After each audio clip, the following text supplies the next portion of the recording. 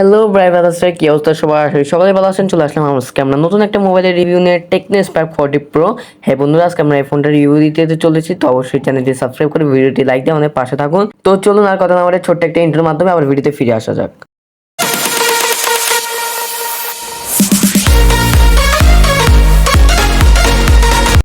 Techno smart 40 pro কিন্তু বাংলাদেশে officially launch করা হয়েছে। এখন আমরা দেখবো অফিসিয়ালি আসলে কি লঞ্চ করা হয়েছে। তো ফোনটা কিন্তু বেশ স্লিম, একদম খুবই স্লিম। আপনি দেখে মনে হবেন একটা পাতলা মান কি নিয়ে বসে আছে না।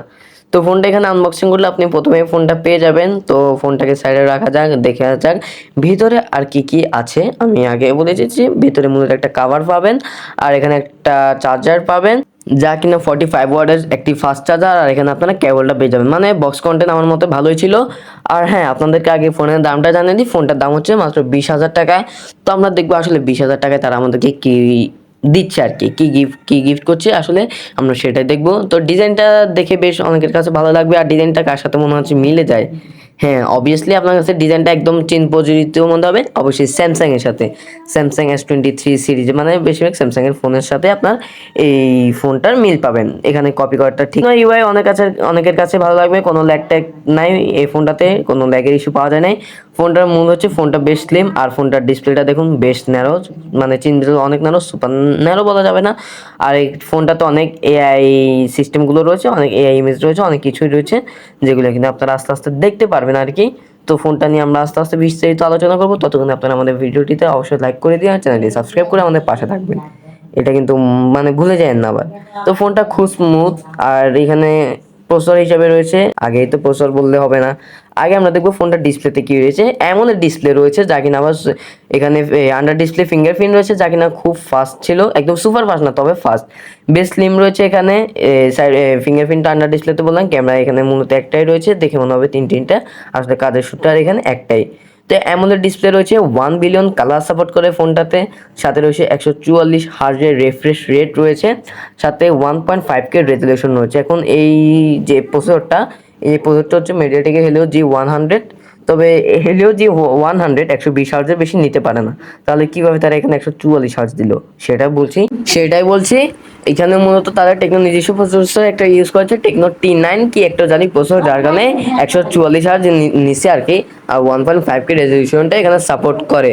তবে ফোনটা ওই হিসাবে একটু মানে টেকনো স্পার্ক সিরিজের ফোনগুলো অত গরম হয় না, তবে এটা একটু বেশি গরম হয়, মানে ওভার হিট হয়।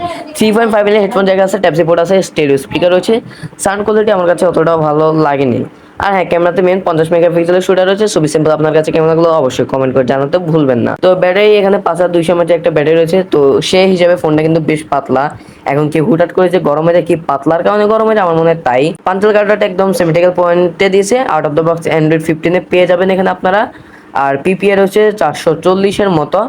আর এখানে র্যাম ম্যানেজমেন্ট 8 128 GB আর 256 GB পেয়ে যাবেন আর কি। তো মোটামুটি ফোনটা বেশ ভালো। এখন আমরা দেখবো আর কি ফোনটা আর কি কি রয়েছে এখানে। যেমন কি তারা মিডিয়াটেক হেলিও G100 চিপসেটটা না দিলেও পারতো, এটা কিন্তু সরাসরি গেমিং এর জন্য না। গেমিং চাইলে টুকটাক করতে পারবেন, তবে এটা গেমিং এর জন্য বলবো না, কারণ গেমিং এর ক্ষেত্রে খুব বেশি হিট করে ফোনটা। তো যার ফলে আপনার ব্যাটারিটাকে বার্ন করবে, আপনার চার্জটা খুব দ্রুতই শেষ হয়ে যেতে পারে আর কি। তো আপনি যদি এমনি নর্মাল ইউজ করেন, ছবি টবি দেখেন, মুভি টুভি দেখেন, টুকটাক কাজবাজ করছেন, সেই ক্ষেত্রে মনে করেন যে ভালো আছে। 45 ওয়াটের ফাস্ট চার্জারটাও আপনি যখন ফোনটা দিয়ে ফোন চার্জ করবেন আর কি, তখনও ফোনটা বেশ মানে অতিরিক্তই গরম মনে হয়েছে আমার কাছে ফোনটা ডিসপ্লেটার দিকে। তো ফোনটা মোটামুটি না হলে বেশ ভালোই। তারা এই বাজেটের মধ্যে আমার মনে হয় না কেউ এরকম অফার কিছু কেউ আমাদেরকে করবে। 144 হাজার রিফ্রেশ রেট, তারপরে 1.5K রেজুলেশন, আর রয়েছে 5200 mAh ব্যাটারি তো রয়েছে। তবে আমি মনে করবো এই বাজেটের জন্য, অফিসিয়াল মার্কেটের জন্য টেকনোর এই ফোনটা অনেকটাই ভালো, বেশ ভালো। টেকনো হিসেবে মানে অফিসিয়াল মার্কেটের জন্য ফোনটা বেশ ভালো। আপনার যারা কিনা বাজেট 20,000 টাকা রয়েছে, এই বাজেটের ভিতরে একটা ফোন নিতে চান, তারা চাইলে টেকনোর এই ফোনটা দেখতে পারেন, বেশ ভালো হবে। আর ফোনটাতে কোনো রকম ল্যাগের ইস্যু পাওয়া যায়নি। আপনাদেরকে বলা হয়নি, অ্যান্ড্রয়েড 15-এর সাথে এখানে কিন্তু হাইওয়েস 15.1 রয়েছে আর কি। তো টেকনোলজি ওয়াইজ যাদের পছন্দ তাদের জন্য আরো ভালো হয়েছে। টেকনো ফোনটা এমনি কোনো রকম এখন পর্যন্ত ল্যাগ ট্যাগ ইস্যু করেনি, কোনো ল্যাগের দেখা পাওয়া যায়নি। আর মিডিয়াটেক হেলিও G100 চিপসেটটা কেমন তা আমরা এখন সকলেই জানি। আমরা সকলেই এই চিপসেটটার সাথে অনেক পুরনো হয়ে আছি।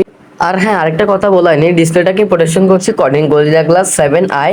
আর ব্রাইটনেস রয়েছে 1600 নিটস এসবিএম ব্রাইটনেস আর 4500 নিটস পিক ব্রাইটনেস। তো আমরা জানি মূলত 4500 নিটস এগুলো মূলত একটা নাম্বার টাইপ করা আর কি। তবে সানলাইট মানে ডাইরেক্ট সানলাইটে কোনো রকম আপনি স্ট্রাগল করতে হবে না, স্ট্রাগল ফ্রি আপনি ফোনটা ব্যবহার করতে পারবেন। শুধু একটাই সমস্যা আমার কাছে এই বারটার মধ্যে মনে হচ্ছে, ফোনটা একটু ওভারহিট জেনারেট করে। আর চাইলে তারা এখান থেকে একটু ভালো একটা চিপসেট ইউজ করলে আমার মনে হয় বেশ ভালো একটা পারফরমেন্স পেতে পারতো। আর যারা গেমার রয়েছেন তাদের জন্য এই টার্গেট করে ফোনটা আসা হয়নি, তারা চাইলে অন্য গেমিং এই বাজেটে কিছু গেমিং ফোন রয়েছে তারা ওগুলো দেখতে পারেন। আর তাদের এখানে ক্যামেরাতে অবশ্যই দুটো শুটার মেন দেওয়া দরকার ছিল, এখানে তারা দিয়েছে 50 মেগাপিক্সেল মেন শুটার আর একটা অক্সিলারি লেন্স দেওয়া হয়েছে। তো ফোনটি আপনার কাছে কেমন লাগলো অবশ্যই কমেন্ট করে জানাতে ভুলবেন না। দেখা হচ্ছে তানভীর গ্যাজেটের জন্য নতুন কোনো ভিডিওতে। ধন্যবাদ সবাইকে।